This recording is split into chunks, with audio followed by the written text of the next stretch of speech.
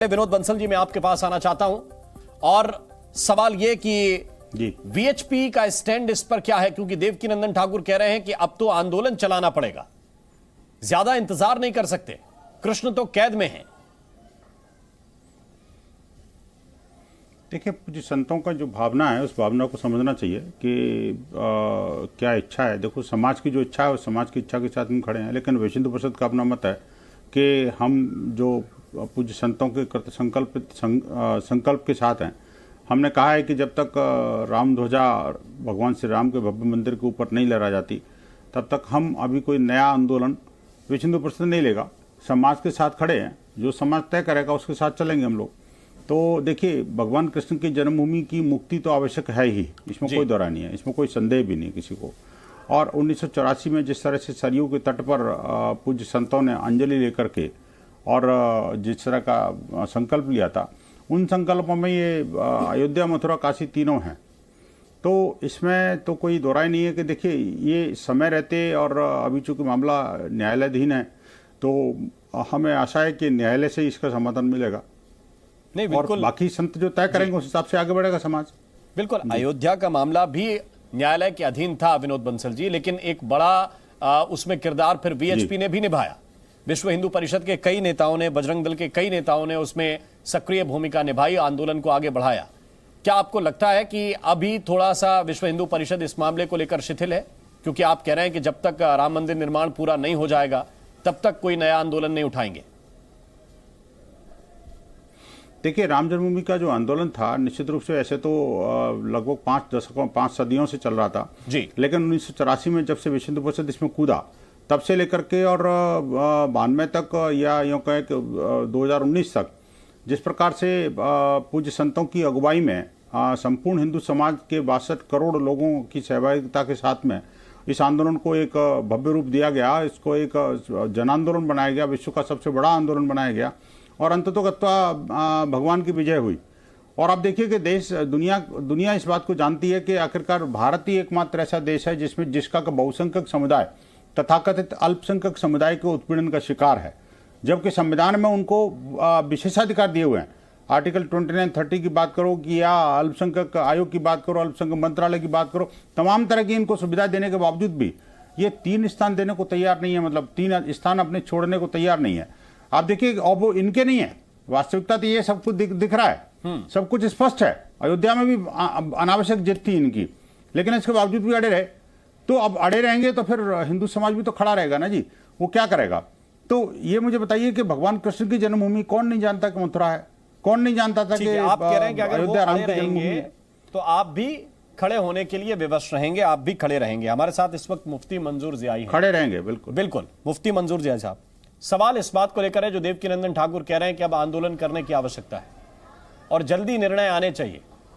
आपको लगता है कि ये जो विषय है ये उठाने से इसके पीछे किसी तरह की कोई राजनीति है, कोई सियासत है, या फिर धार्मिक भावनाएं हैं भगवान के प्रति जिसका संत लोग अब जिसको उठाने की कोशिश कर रहे हैं? जियाई साहब, देखिए, संतों का एक उसूल रहा है, वो हमेशा नेक नियति के साथ, पाकदामनी के साथ हमेशा एक दूसरे के सम्मानजनक बातें करते हैं। मुल्क के अंदर में संतों ने हमेशा मुल्क को जोड़ने और मुल्क को हमेशा आगे ले जाने का काम किया है। उन तमाम संतों का सम्मान है। और जो संत अपने आप में ये कहते हैं कि हम इस तरीके का आंदोलन करेंगे जो कानून के मुखालफत में होगा, जो हिंदुस्तानी लॉ के अगेंस्ट में होगा, कानून की पासदारी नहीं की जाएगी, तो फिर वो संत कैसे हो सकते हैं? मैं उन तमाम लोगों से ज़रूर कहना चाहूँगा कि अगर आप संत हैं तो यकीनन है कि सूफी संतों ने मुल्क के अंदर में जो भावनाओं को एक दूसरे के सम्मान करना सिखाया है, तो हमें चाहिए कि हम एक दूसरे का सम्मान करें। और बात जहाँ संत साहब ने ये भी कही है कि हमें हिंदू बनना चाहिए, हमें संत बनना चाहिए। चुप रहिए बंसल जी, हमें बोलना है, बोलने दीजिए, आपका टर्म आएगा, बोलिएगा।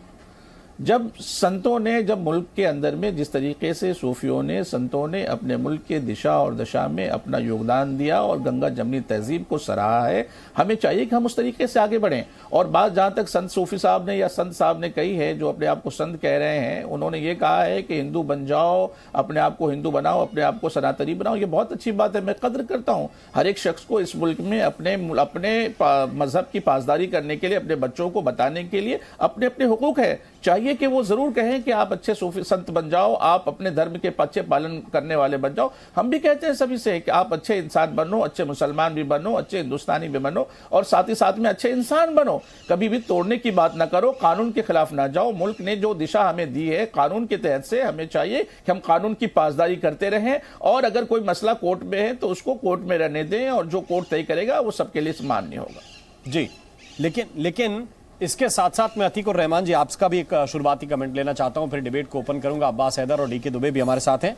क्या इस मामले को लेकर कहते हैं? उन्होंने दो बातें कही देवकीनंदन ठाकुर ने। एक तो कृष्ण जन्मभूमि को लेकर आंदोलन करने की आवश्यकता है उन्होंने कहा, और दूसरा कहा कि जब तक नया कानून नहीं आ जाता जनसंख्या वाला, तब तक हिंदू जो हैं वो बच्चे पैदा करते रहें ताकि आप लोग सुरक्षित रहें। आप क्या कहेंगे इस पर? देखिए, सारी आस्थाओं को सम्मान। देवकीनंदन जी ने जो कुछ भी बातें की हैं वो उनका अपना मत है, और जहां कहीं भी कॉन्स्टिट्यूशन से कोई टकराव नहीं होता है तो उनके मतों का हमको स्वागत करना चाहिए।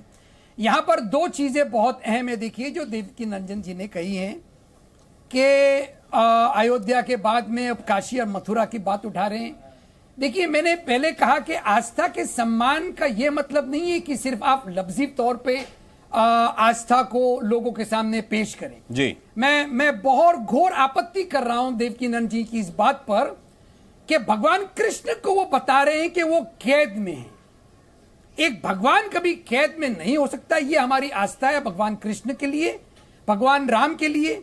जो भगवान राम और भगवान कृष्ण का विवरण किया है अल्लामा इकबाल ने अपनी राइटिंग्स के अंदर, और सर्वपल्ली राधा कृष्णन में, कम से कम वो पढ़ने के बाद में मैं ये बात मानने को तैयार नहीं हूं कि भगवान श्री कृष्ण या भगवान राम कैद में हो सकते हैं।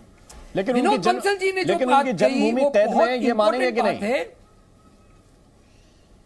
नहीं, बिल्कुल भी नहीं। उन्होंने कहा भगवान कैद में। उन्होंने जो कहा, मैं तो आपसे अगली बात पूछ रहा हूं, उसमें तो मैंने आपका प्रतिक्रिया ले ली और सुन भी ली। जी, मैं ये कह रहा हूं कि उनकी जन्मभूमि कैद में है, ये मानेंगे कि नहीं?